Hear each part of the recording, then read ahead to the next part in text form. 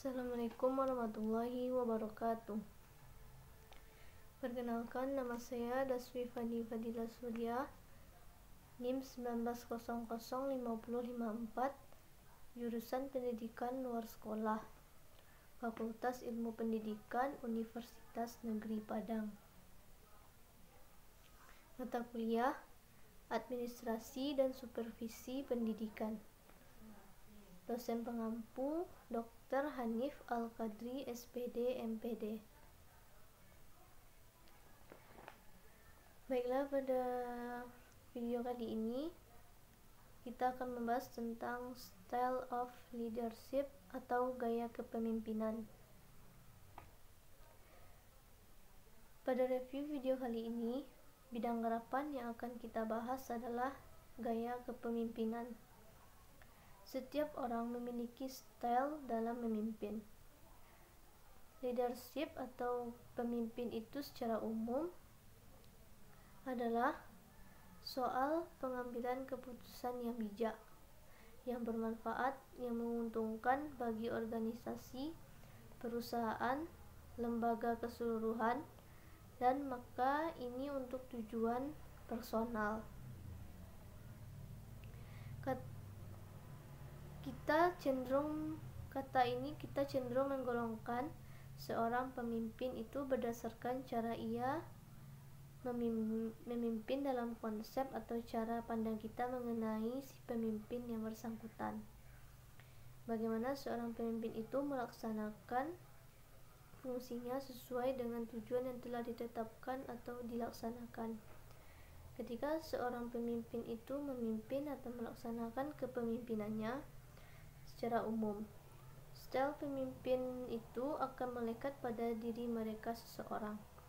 Misalnya gaya kepemimpinan demokratis, di mana seorang pemimpin itu all of time, di mana ia memimpin dengan melibatkan bawahannya dalam mengambil keputusan atau melaksanakan suatu hal. Secara logis, apabila seorang pemimpin bertemu dengan karyawannya yang pemalas, apakah seorang pemimpin demokratis bisa menghandlenya? Jadi style kepemimpinan seseorang itu tidak bisa dilihat dari dan melekat pada diri mereka masing-masing. Jika ada style kepemimpinan otoriter, ditemukan pula bawahannya atau karyawannya yang rajin dan pekerja keras, maka di sini seorang pemimpin harus menyesuaikan gaya kepemimpinan yang telah melekat pada dirinya itu menjadi bisa menyesuaikan dengan tingkah laku karyawannya. Jadi, gaya kepemimpinan itu penerapannya bukan melaksanakan terhadap apa yang sudah melekat pada diri kita. Akan tetapi, kita harus lebih memilah, menentukan, menganalisis, menyesuaikan style itu dengan siapa orang-orang atau style yang kita pilih atau kita pimpin itu. Keberhasilan gaya itu memiliki sisi positif dan negatif. Ini terjadi tergantung pada siapa style atau gaya itu digunakan.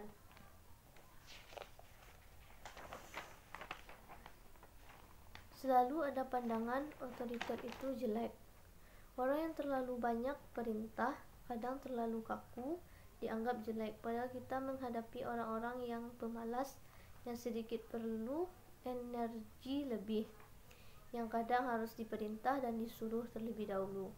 Style ini justru paling tepat dan paling bagus, dan berhadapan dengan orang-orang yang tepat pula. Gaya kepemimpinan inilah yang paling tepat digunakan dalam memimpinnya.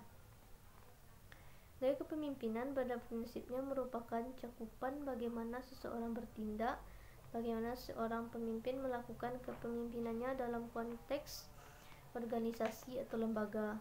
Maka, cara termudah dalam membahas berbagai macam gaya ialah dengan menggambarkan seperti apa jenis lembaga, jenis organisasi atau situasi yang dihasilkan atau yang cocok bagi sebuah gaya atau style yang diterapkan oleh si pemimpinnya. Akan ada satu pertanyaan yang muncul mengenai gaya memimpin seseorang. Apakah ada alat ukur buat kita sebagai orang yang menilai, melihat karyawan atau orang yang berada di lingkungan itu untuk mengukur gaya kepemimpinan seseorang? Apakah ada indikator tertentu yang dapat dimanfaatkan seperti apa gaya kepemimpinan? Kita mengambil satu statement yang dijelaskan Gibson, minimal ada 5 alat ukur atau kepemimpinan mereka. Bisa kita ukur ketika kita menjadi seorang pemimpin dan bisa kita manfaatkan untuk mengukur gaya kepemimpinan tersebut. Kelima indikator itu adalah 1. Karisma, dimana dari karisma itu adalah dari seseorang adanya karisma seorang pemimpin yang sangat mempengaruhi, akan mempengaruhi orang yang bersangkutan, mempengaruhi bawahan, karyawan untuk berbuat dan berperilaku sesuai dengan pimpinan, sehingga seperti apa yang kita mau sebagai seorang pemimpin. Karisma kadang-kadang sulit diukur, tapi karisma yang muncul dari dalam memang tidak semua orang memilikinya. Artinya adalah daya pikat, daya tarik yang membuat seseorang secara fisik, batin tanpa disadari muncul keseganan. Selalu ingin mendengarkan seperti satu kesempurnaan yang kita lihat dari seseorang. Kita juga bisa melihat di lingkungan sekitar. Tidak hanya kawan yang berkarisma, tapi lawan yang berkarisma bisa menjadikan kita mengikutinya. Yang kedua yaitu melalui pengaruh ideal. Seorang pemimpin yang baik seharusnya mampu memberikan pengaruh positif bagi keseluruhan bawahan. Kalau ingin membuat orang lain menjadi disiplin, maka kita harus menjadi orang yang disiplin terlebih dahulu.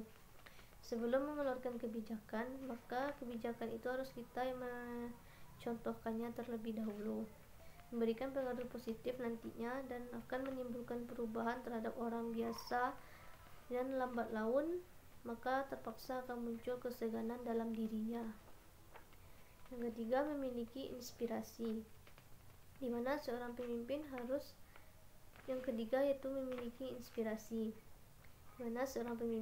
memiliki inspirasi, sehingga bawahannya berinisiatif, memiliki niat untuk berkembang dan memiliki kemampuan seperti yang diinginkan oleh pemimpin.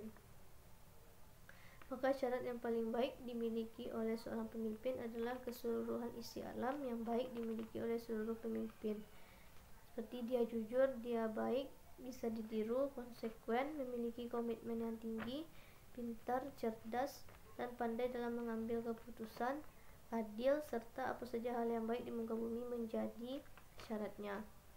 Manusia tidak sempurna. Memilih pemimpin baik itu dengan memilih, melihat, dan betapa banyak nilai baik yang dimilikinya.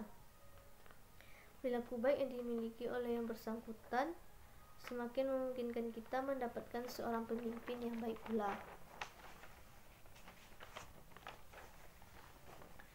Adanya kemampuan secara intelektual, di mana yang keempat ini adalah di sini kemampuan ini akan menuntut bawahannya untuk lebih maju, berpikir kreatif, berpikiran positif, serta mampu melakukan inovatif atau inovasi, dan memiliki kreativitas yang pemikirannya lebih berkembang, lebih maju. Kenapa kemampuan ini memberikan stimulus intelektual? Maka salah satu syaratnya harus cerdas, memiliki visi yang luas, dan ini harus dikembangkan agar bisa memiliki pemikiran yang lebih maju dan luas. Yang kelima yaitu perhatian individu, di mana perhatian dari seorang pemimpin terhadap bawahannya secara individual kadang-kadang diperlukan. Ini mustahil terjadi, karena tidak mungkin semuanya terperhatikan one by one. Kadang-kadang diperlukan ada tinggal bagian siapa yang mendapat perhatian itu. Apakah ke karyawan terbaik, apakah ke karyawan yang bermasalah, sehingga perlu sentuhan personal touch, bahwa Anda memperhatikan mereka, dan sentuhan ini akan memberikan pengaruh positif pada lawan untuk nantinya memiliki loyalitas. Kenapa? Karena dia yang bersangkutan selama ini bukan siapa-siapa yang cenderung malas dan melakukan hal yang tidak-tidak, tapi juga punya tempat yang diperhatikan oleh pemimpin. melakukan sesuatu hal yang baik yang menguntungkan bagi perusahaan atau lembaga. Ketika menjadi leader, bahwa style yang melekat bukan berarti kita melakukan semuanya itu. Kadang-kadang bahkan seharusnya pemimpin itu menentukan style tergantung siapa orang atau bagaimana orang yang dipimpin. Style yang digunakan harus sangat sesuai dengan siapa yang berhadapan. Kadang ini bukan hanya sebagai pilihan, melainkan juga sebagai keharusan. Jadi yang ada itu menjadi penyempurna apa yang akan kita pilih menghadapi sekelompok orang atau organisasi.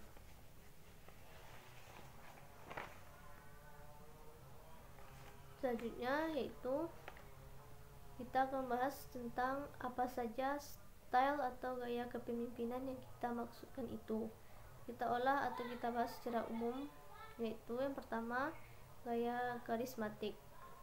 Karismatik ini merupakan satu energi yang sangat besar. Ada daya tarik, ada wibawa, dan ada yang lain-lain kita bahas pada sebelumnya. Daya tarik dan wibawa yang sangat luar biasa yang tanpa disadari, bahkan tanpa disadari oleh leader yang kita maksudkan termasuk yang kita pimpin. Tapi seakan-akan hal itu membuat kita menjadi orang yang gampang dipengaruhi atau diikuti. Karena sekali dia bicara, seakan-akan dalam pikiran kita itu sempurna, dan ketika melihat penampilannya juga menyenangkan dan menenangkan. Itu yang disebut dengan karismatik. Betapa hebatnya seorang pemimpin itu mendapatkan pengikut yang luar biasa. Ini terjadi karena seorang pemimpin memiliki karisma. Pemimpin karismatik ini memiliki sifat inspirasi, keinginan, memiliki keyakinan dan teguh pada pendidik dan total saat memimpin. Selanjutnya, gaya paternalistik, di mana tipe paternal ini dia seperti kebapaan. Dengan sifat kebapaan ini secara umum seperti itulah tipe kepemimpinan itu. Tipe yang dimiliki style ini adalah dia menganggap bahwa manusia belum dewasa atau belum pernah dewasa. Orang tua dan bapak kita membimbing terus-menerus karena ada titik dia belum percaya kita mampu melakukan itu. Meski umur kita sudah berapa dan ada yang perlu dikembangkan. Style yang kedua adalah tipenya ada keinginan untuk melindungi terlalu berlebihan bawahannya. Di sisi lain adanya kesenangan yang terasa bagi karyawan jika dilindungi, dan ada juga akan muncul kerugian, yaitu orang yang dipimpin tidak memiliki kemandirian nantinya. Semua pekerjaan atau pemimpin yang melakukan karyawan tidak ada melakukan sesuatu atau segala hal. Tipe yang ketiga dari style ini adalah jarang memberikan kesempatan kepada bawahan. Tidak pernah, seakan-akan melakukan sesuatu itu sendiri, tidak memberikannya kepada karyawan. Tipe yang keempat itu tidak memberikan inisiatif atau satu kondisi yang terjadi di lembaga atau perusahaan. Kenapa semua itu harus dipimpin atau ditentukan oleh si pemimpin tadi, bukannya kita. Tipe yang kelima yaitu kebiasaan atau gaya dari style ini, yaitu pemimpin hampir tidak pernah memberikan kesempatan kepada orang-orang yang dipimpin atau karyawan untuk mengembangkan imajinasi dan kreativitas mereka. Bersikap lebih tahu dan lebih benar, itu dia. Ini menjadikan karyawan kreativitasnya menjadi mandat dan sulit untuk berimajinasi karena sudah dilakukan oleh seorang pemimpin. Inisiatif yang tidak ada dari seorang pemimpin, imajinasinya akan rendah dan kemandiriannya pun akan rendah pula. Ada juga tipe militeristis. Tipe ini bersifat militeristis atau pola kemiliteran. Namun hanya gaya luaran saja yang tipe ini juga hampir sama dengan tipe otoriter. Tipe ini juga berbeda pula dengan hubungan militer, walaupun ada nyawa-nyawa yang sama. Sifat dari tipe ini adalah satu, lebih banyak menggunakan sistem perintah atau komando. Ada sistem komando, jadi tipikalnya sangat keras, tidak kaku dan seringkali dianggap kurang bijaksana. Yang kedua, mengkehendaki kepatuhan yang luar biasa dari orang-orang yang dipimpin, dari para bawahannya dan itu sifatnya mutlak. Ini seakan-akan menjadi tipikal otokratik. Yang ketiga, senang dengan sifatnya formalitas. Sibuk dengan acara formal, jarang sekali pemimpin ini menanggapi saran atau kritikan dari bawahan atau karyawannya, apalagi kritikan pedas. Ketika kita berhadapan dengan tipikal ini, maka jangan sekali-kali kita memberikan kritikan yang pedas, meskipun itu kritikan yang sifatnya membangun, karena sebelumnya kita harus mengontrol emosinya terlebih dahulu. Yang keempat, komunikasi satu arah, di mana komunikasi itu harus dilakukan timbal balik, karena ini tipe militeristis. Ini harus sesuai dengan garis komando dan semuanya harus ditentukan oleh atasan atau pemimpin.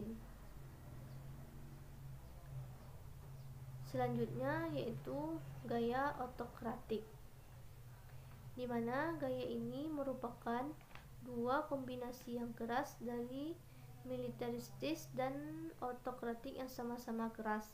Tidak semua gaya itu buruk dan juga tidak semua baik, atau keseluruhan gaya itu sama-sama ada nilai positif dan negatifnya. Tidak selama style itu baik, tergantung orang yang memimpinnya. Karena mereka memiliki kekuasaan, memiliki otoritas, maka dia merasa punya wewenang untuk memberikan paksaan dan ini sifatnya mutlak dan harus dipenuhi.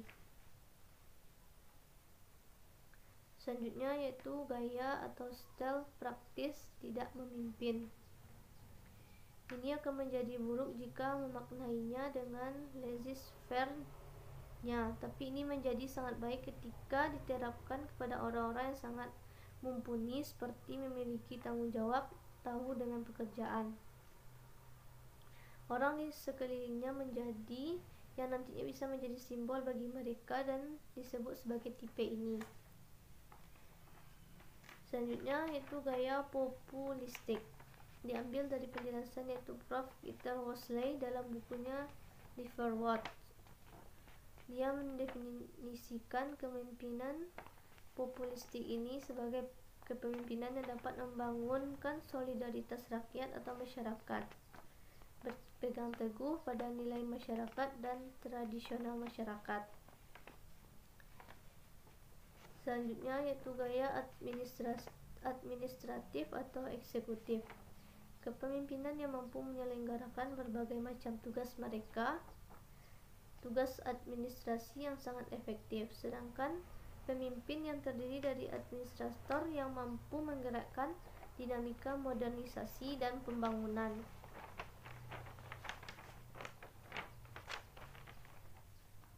Dengan demikian, dapat juga kita bangun sistem administrasi dan birokrasi yang lebih efektif. Dan selanjutnya yaitu kita mendengar bahwa dan seringkali kita mendengar tentang adanya gaya demokratis, di mana orientasinya pada manusia dan memberikan bimbingan yang efisien kepada pengikutnya. Dan di gaya demokratis ini juga ada koordinasi pekerjaan semua bawahan dan ada juga terdapat penekanan rasa tanggung jawab keseluruhan karyawan internal pada diri sendiri. Dan kekuatan kepemimpinan demokratis ini bukan terletak pada persen individu pemimpin, tapi kekuatannya terletak pada partisipasi aktif kelompok dan siapa saja orang yang dipimpinnya. Dan gaya demokratis ini juga berorientasi pada manusia dan memberikan bimbingan yang efisien kepada pengikutnya. Dan pemimpin pada gaya demokratis ini, pemimpin bekerja sama dengan bawahan dan karyawannya dalam mengambil keputusan, serta pemimpin juga mengikutsertakan bawahan dan karyawannya dalam mengambil keputusan atau kebijakan. Dan orientasinya pada manusia dan memberikan bimbingan yang efisien kepada pengikutnya atau karyawannya. Baiklah, sekian review video dari saya. Apabila ada salah, mohon maaf. Assalamualaikum warahmatullahi wabarakatuh.